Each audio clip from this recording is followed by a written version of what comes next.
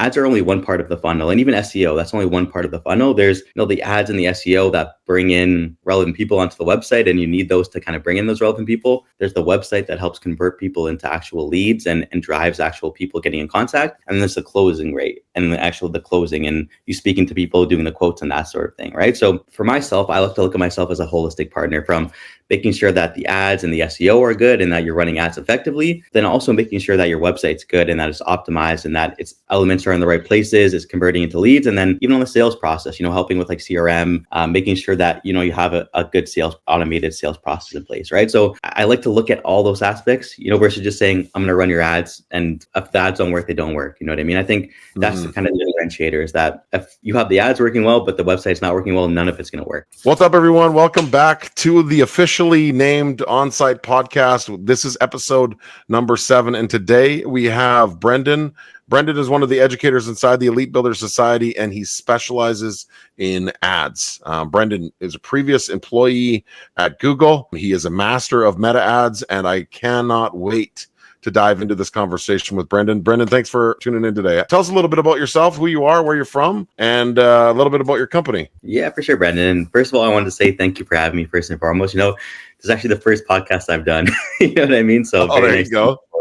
Yeah, we broke the cherry. Yeah. So essentially, myself, born and raised here in Toronto, have clients across Canada. Started off actually in biotechnology, so completely separate from digital marketing. You know what I mean? So went to school in Ontario, graduated from biotechnology, and after school, of course, there's no jobs in biology, right? Just my luck. I actually got a job at Google Ads right out of school, and essentially from there kind of got my first taste of digital marketing. You know what I mean? So helping small businesses with their Google Ads, really learning the tips and tricks from Google Ads developers, how to like actually do ads properly. And then from there, I kind of was working there for 3 years, kind of realized that, from working with small businesses, I started working with larger agencies and some of the biggest businesses in Canada. Even if you go to like search Google Ads management online, a lot of those companies I've worked with in the past. And I realized that kind of a lot of them are outsourcing to previous places, you know what I mean? Whether that's India, you name it, a lot of outsourcing and white labeling going on within the Canadian market on digital marketing, right? So kind of that's where I got started on my actual business. I started it about 4 years ago, and man, we've been growing ever since. I have a team of 5 now, work with companies across Canada and the US, but my specialty really lies in like, contractors, small businesses, anything from roofers, plumbers, renovators, electricians, you name it. I work across all those industries. And it's funny, I took the Google Ads into actually running my own business, but, in practice, it's a lot different, running ads and kind of building and that sort of thing, right? So started off in biotech, moved into digital marketing, and kind of haven't looked back since. I mean, the coolest part for me through this whole conversation is the fact that you worked at Google, because anybody who's marketing is paying Google, right? We're paying Google, or we're paying Meta, and you can't get a hold of anyone there.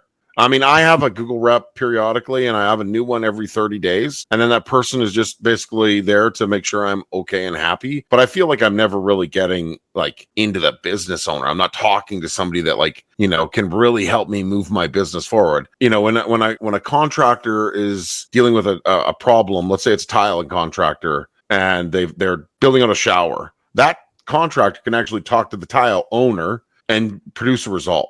And so that's the unique thing about where you are, where it's like you worked at the place that nobody can get a hold of, right? There's no like 1-800, call Google, help me figure out my stuff. I mean, there is Google support. There's lots of support out there. I'm not saying that there's no support, but I'm saying it's very hard to talk to somebody there that has been inside this machine that produces so much revenue for so many people. Google has found this incredible way, and I think it's changing. I think that ChatGPT is taking some of that away from them potentially, or whatever that looks like. But Google's found a way to capture the attention of pretty much anyone that's on this phone. These phones are like, I watched this stat the other day. I don't know if you're familiar with this, but like 20 years ago, maybe it was 30 years ago, they looked at what people focused their attention on. And it was friends and family. That's where 70% of their attention was focused on. Friends and family. And then when the cell phone came in, that started to change. So there's this little chart of like how it changes over time. And now it's 70% of people's attention is focused on their phone, which is freaking crazy. And the cool part is you were in the space where they're funneling all of this captured attention. And so I love that. I want to expand a little bit more on what that experience was like in Google. Like, tell us, like, maybe it's not as glamorous as we think. And maybe, maybe you don't want to share that because then maybe you're going to crush my dreams. But, maybe paint this picture, paint this picture like it's this giant warehouse with millions of people running around, all just hammering on computer boards. That's not what it's like. No, not at all. I mean, half and half. Not a big warehouse, I guess, right? Okay, all right. Just stacking people on top of people. Yeah, just 100 desks all in a row. Just everyone on phones, just answering Google support calls. Yeah. So it's not like that. Okay, cool. So it's a little bit more organized than that.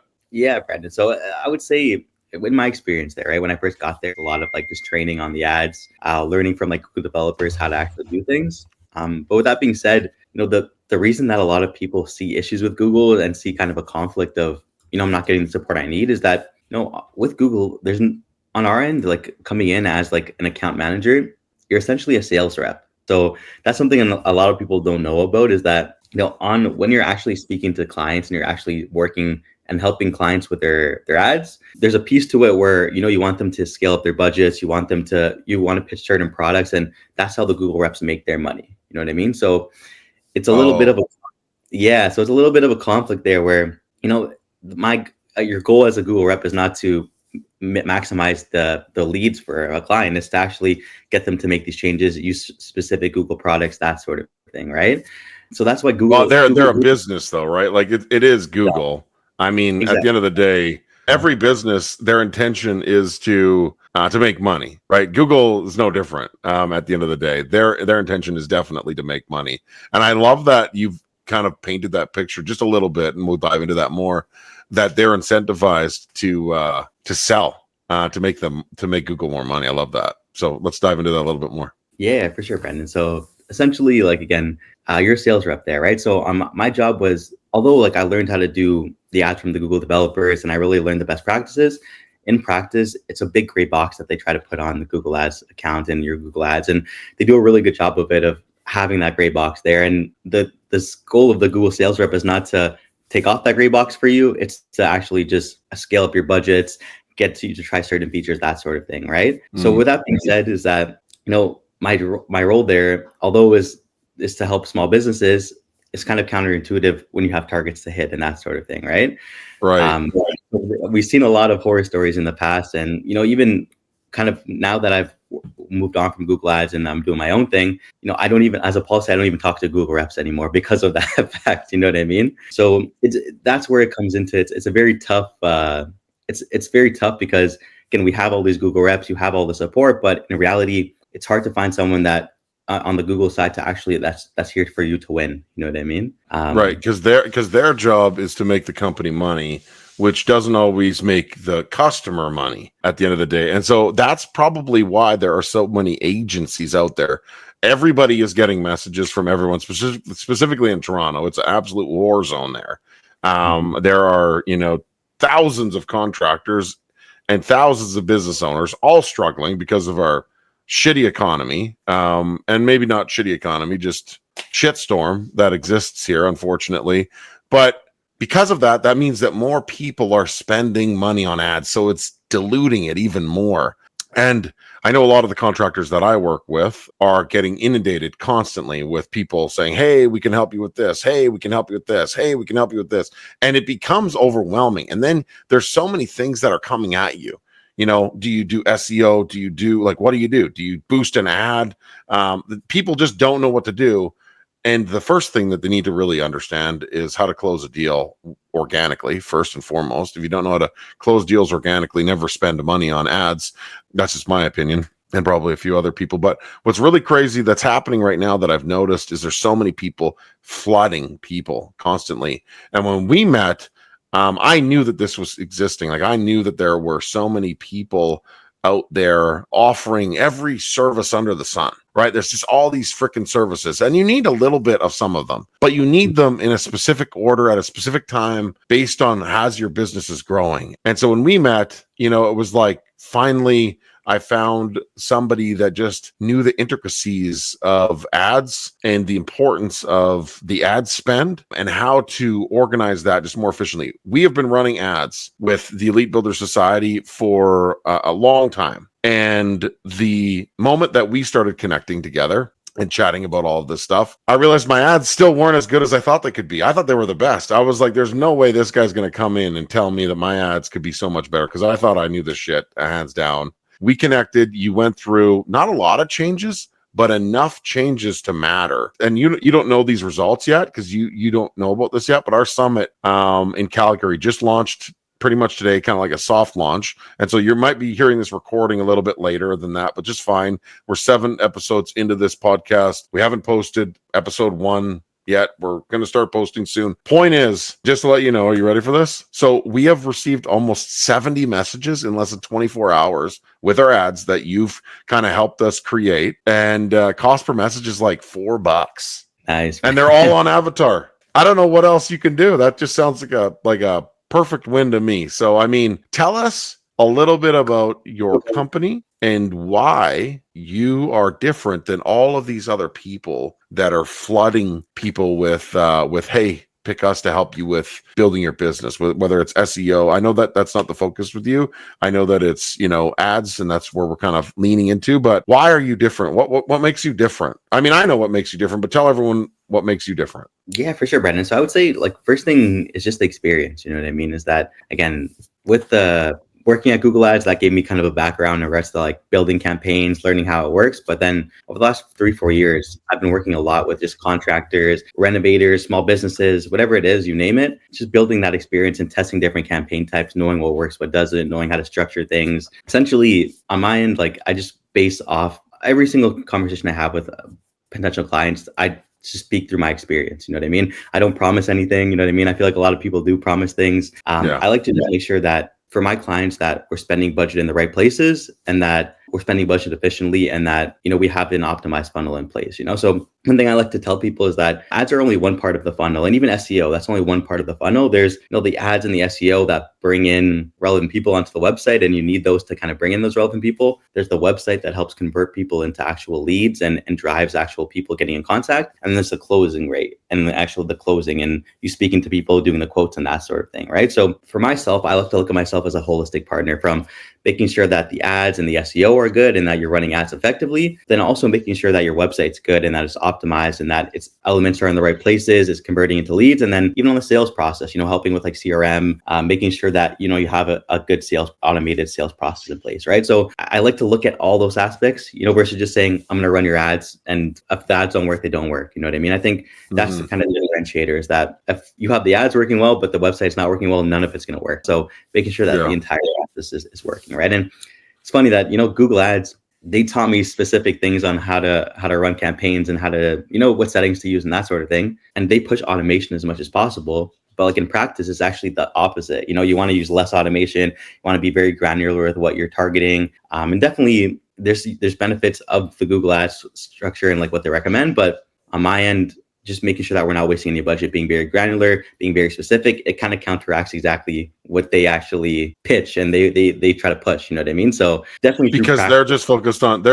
on making them money. Exactly. But if you're spend more money on ads. Exactly. But if you're a contractor, say for example, I'm a contractor in Toronto, right, and I'm talking to my Google rep, I'm just going to listen to them, right? I have no idea how the ads work, right? So I think it's just because they're the authority. So you just like assume that because they're the authority, I got this Google stamp. It's like you don't even think they're a real person, right? But they're the authority, and so you take whatever the hell they have to give to you because you think. And I've been there too. I've been talking to my Google rep like it's like they're my lifesaver. It's like, hey man, we got to do this, and this. Oh yeah, no problem. They don't give a shit. Actually, all they want is my money. Maybe they do care. I mean, you obviously care because you left Google to go start a business, which sounds crazy because any entrepreneur that's listening to this understands what being an entrepreneur is. It gives you two things. It gives you the evil that you have to hustle, grind, and fight and battle through everything, but then also gives you the fulfillment of these, incredible stories, and a lot of which, just like the one that I shared with you about our ads that we're running, come kind of from the result of the information that you're sharing with people. So I think that's super awesome, man, that you're doing this for everyone. I would love to hear a little bit about you. What do you do in your personal life?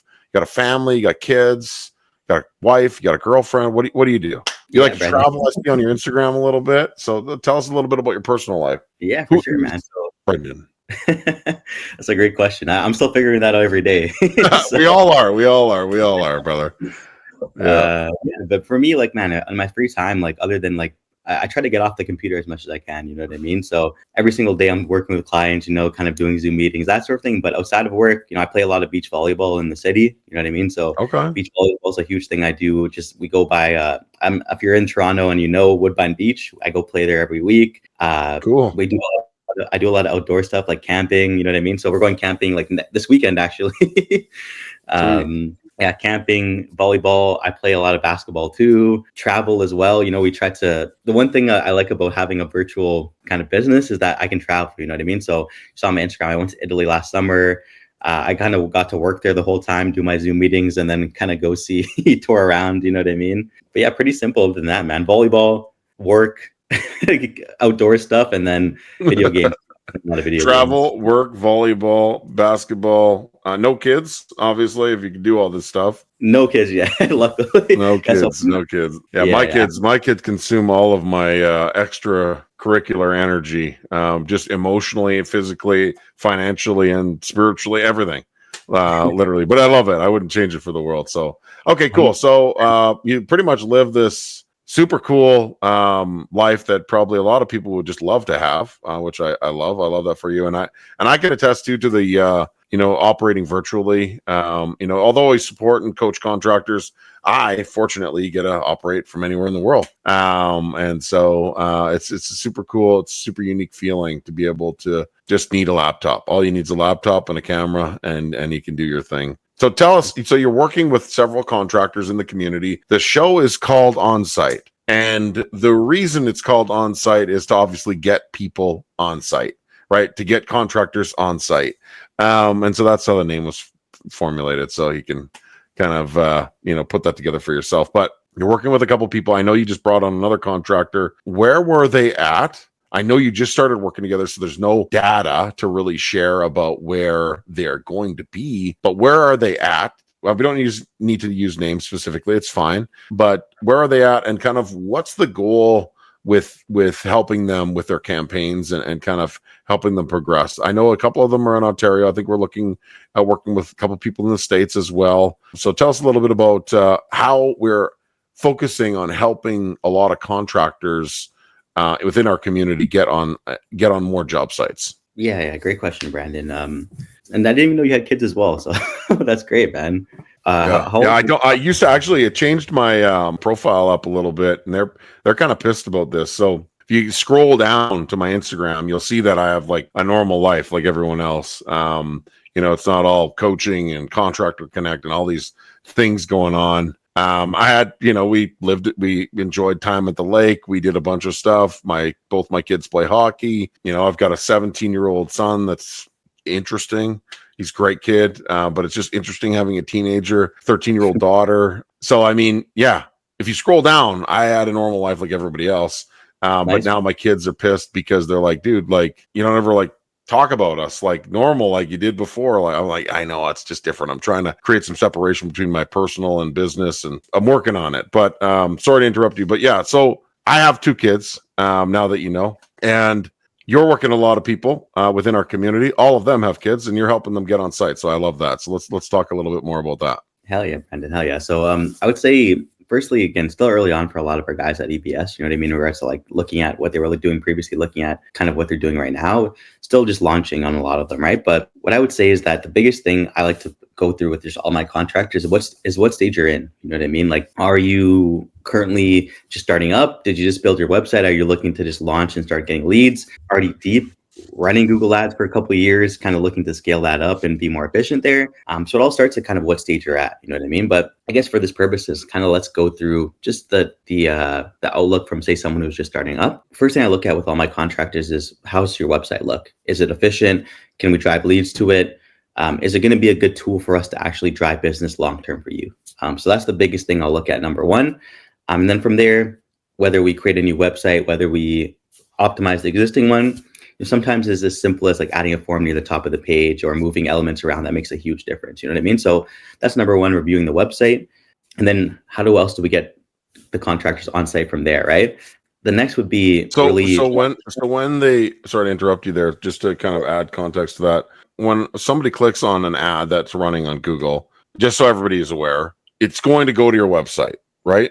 Exactly. Typically, there are other things that exist too, which we can dive into as well, like the calling feature with Google, that new calling feature. But they're going to go to your website, right? And if you have a dysfunctional website, we've got blue collar marketing inside the community. They can help with websites. Brendon's team also does some website creative.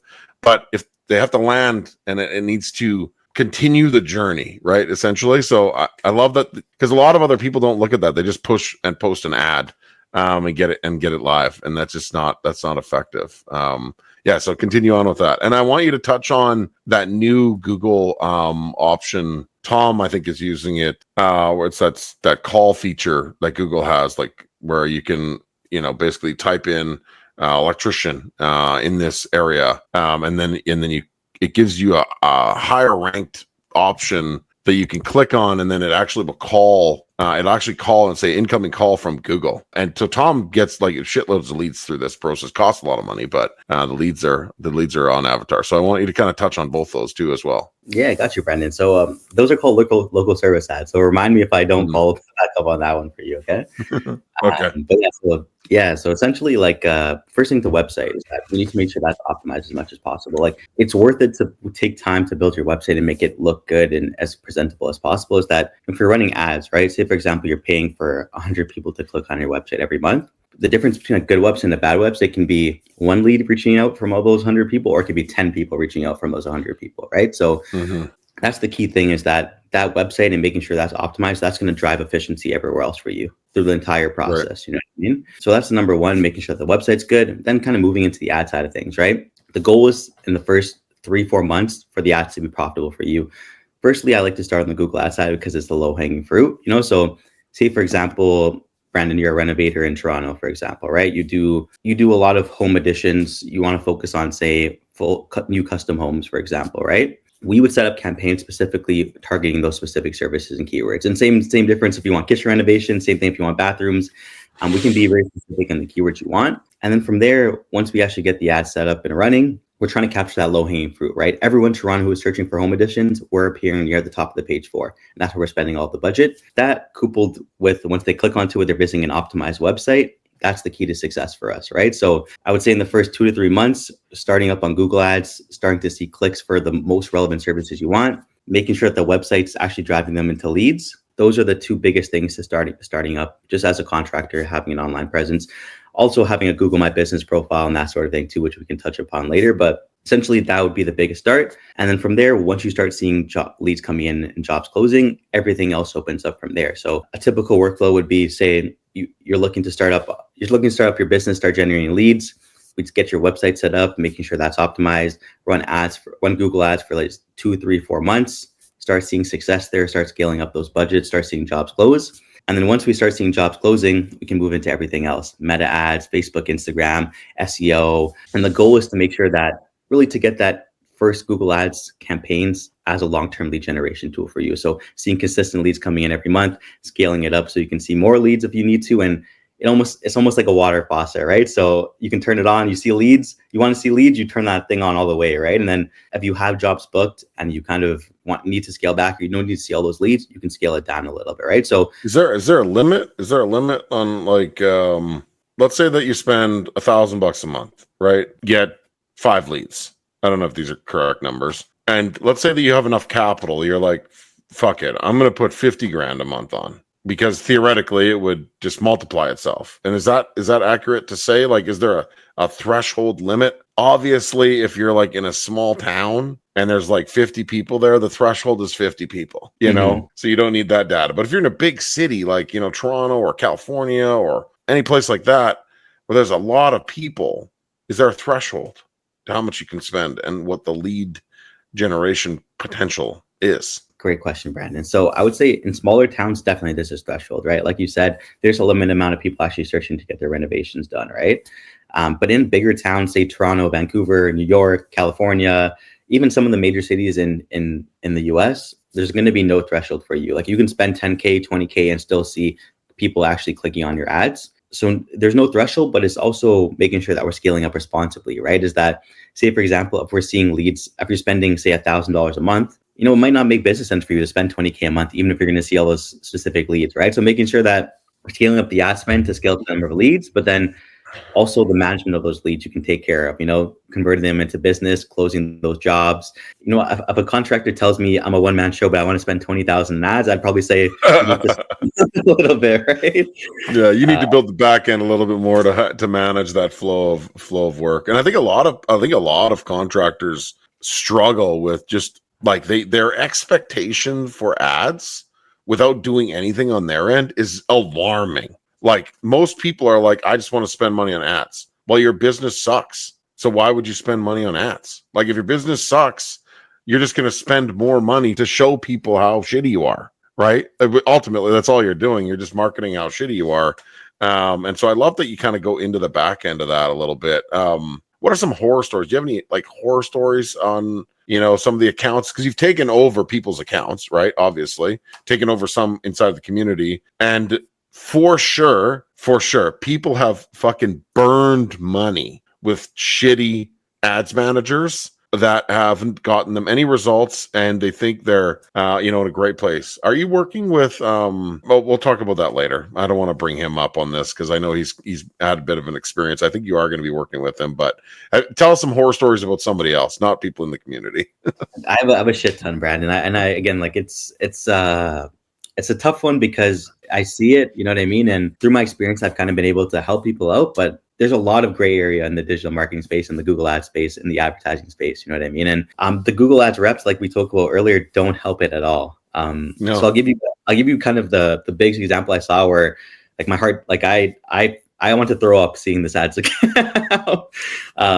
But so firstly, like I do free audits too, on my end too. So basically for any client that's running Google ads on their own, they're running ads account with another agency, I can do an audit, see what's up, see what's wrong.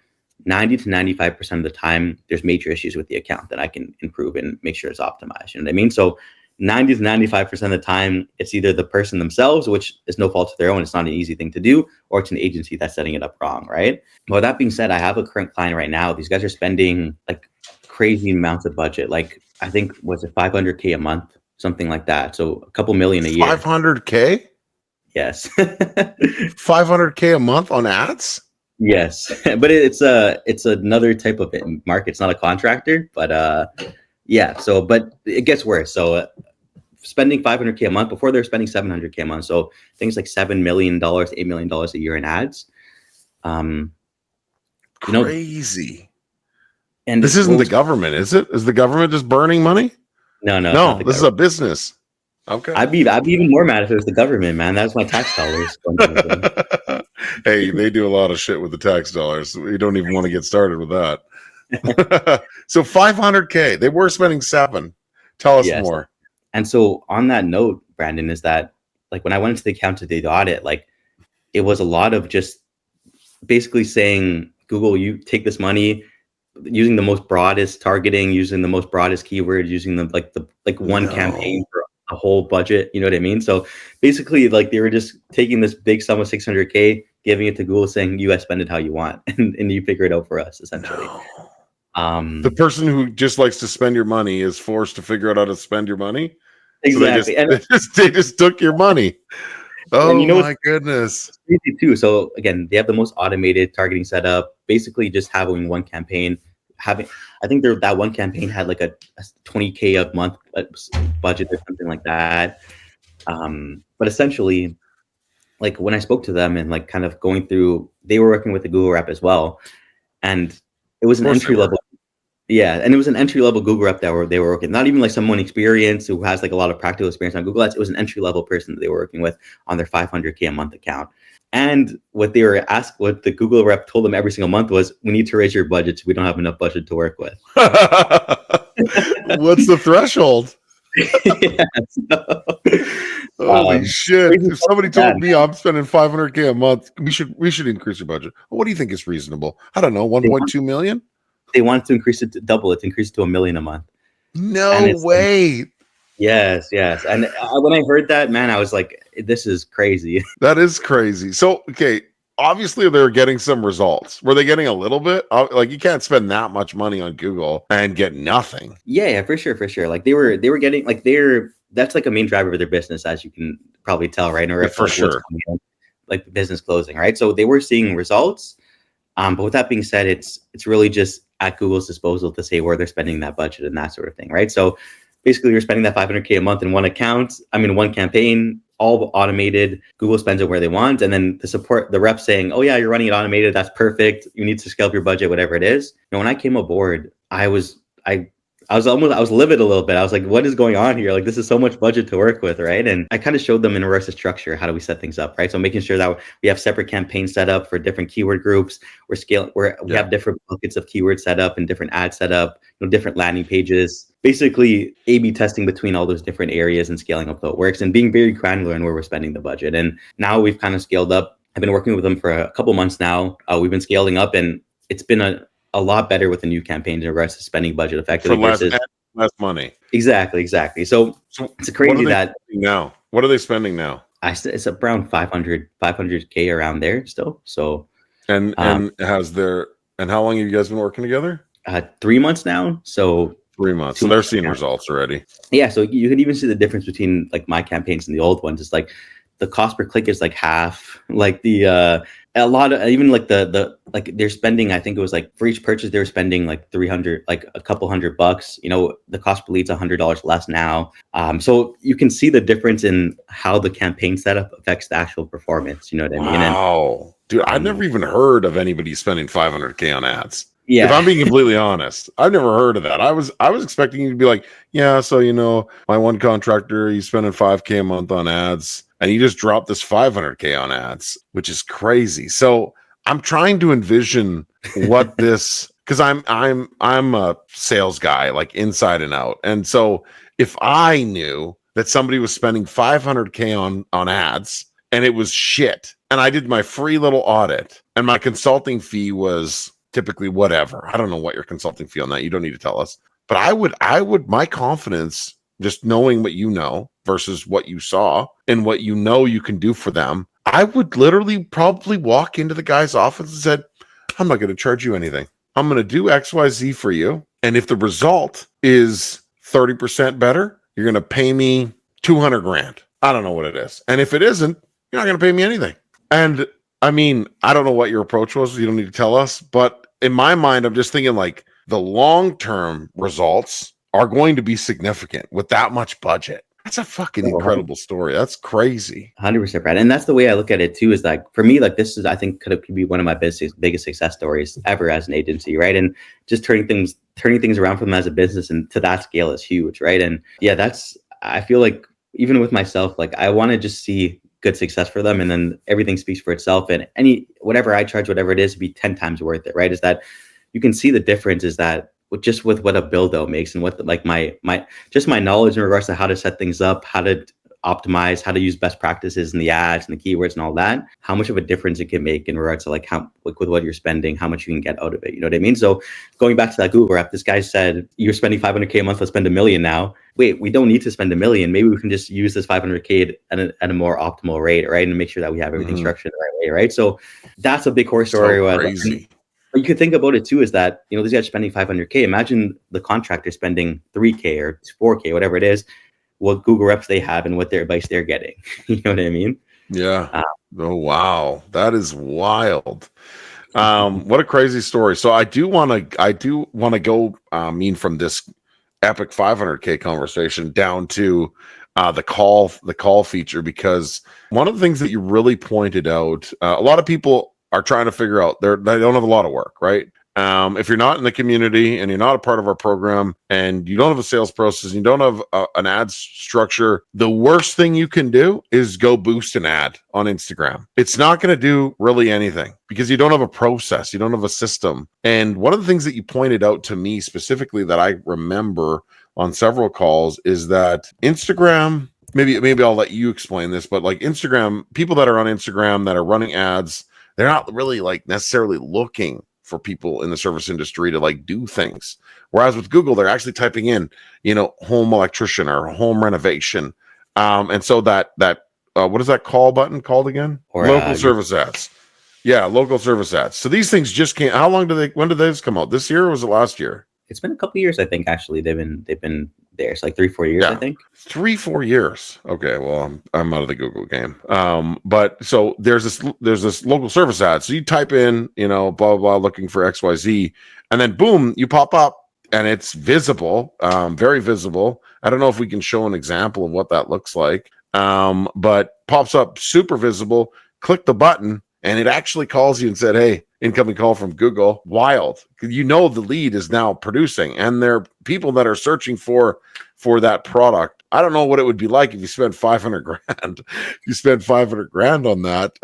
You might need a call center to deal with the leads coming in. But I'd love for you to talk a little bit more about that, because I think that's super valuable in the ads space. No, and maybe we can show an example of what it looks like. I don't know if we can share and show an example of what that looks like. Oh, gotcha, Brendon. Let me, I'll kind of go through it first, and then maybe we can show it after. But essentially, the biggest thing I like to let my clients know is that, Google Ads and Facebook and Meta ads are 1A, 1B, right? But essentially, if you don't have the money to invest in both, I would say Google is the way to start. You know what I mean? Unless you're running like specific promotions and that sort of thing, then we can go on Facebook, right? But essentially, the difference is that they're completely two separate different audiences that you're reaching, right? With Meta, Instagram, Facebook, that sort of thing, the goal of the campaigns is to cast a wide net.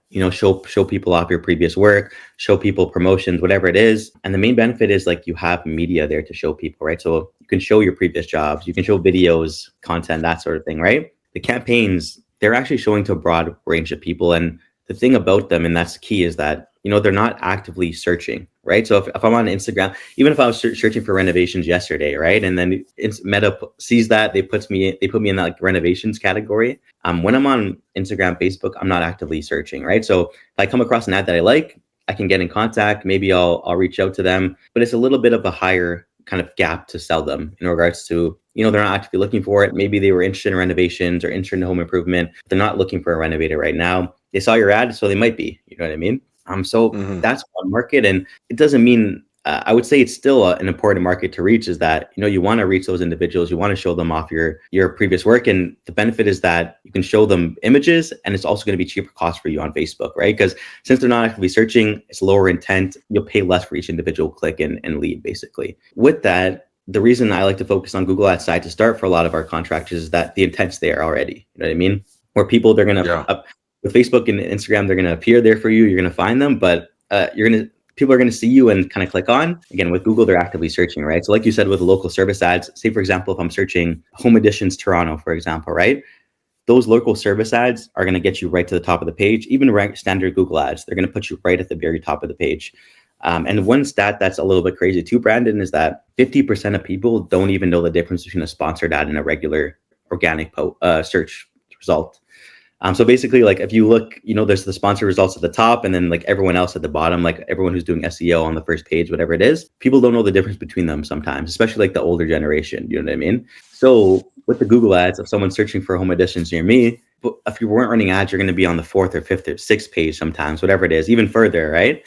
But the ads are going to be right at the top of the page. Your number is going to be right there. People can click on, and if you have an optimized website, they can get in contact right away and at a good rate. Yeah, so that's the biggest difference, is that Facebook, we're targeting audiences and we're reaching people that might be interested in renovations. Google, we're reaching people who are actively searching right now to get a renovation done. Because of that, Google ads, more expensive cost per click, more expensive cost per lead usually. Facebook's cheaper on that side. Qualified. Exactly, but they're more qualified. Yeah. The other thing too, for those of you that are listening and you're like, I have no money for ads. That's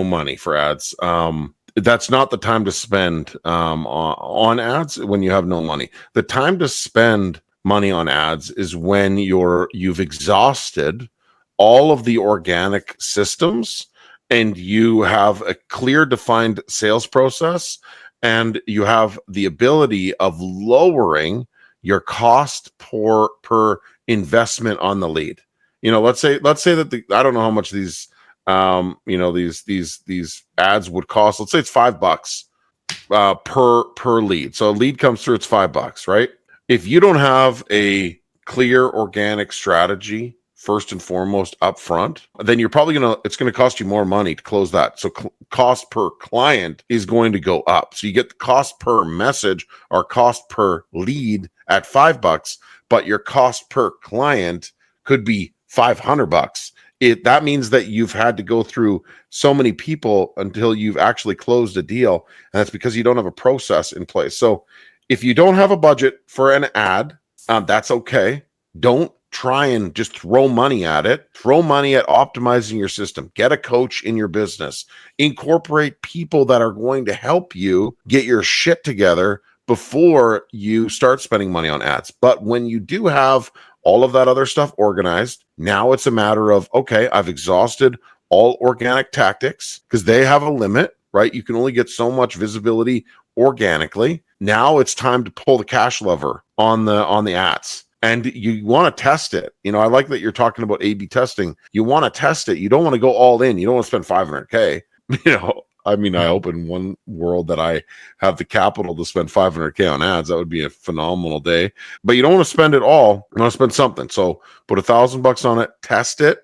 Okay. Check the leads as they come through. It's not intended to replace organic. It's intended to amplify organic, right? And so what a lot of people fail to understand is they put all their hopes and dreams in ads, and they're like, give me, please, magical leads. And it's like, no, get magical leads the organic way first. Hustle, grind, pick up the phone, knock doors, put hangers out, signage, do all the things.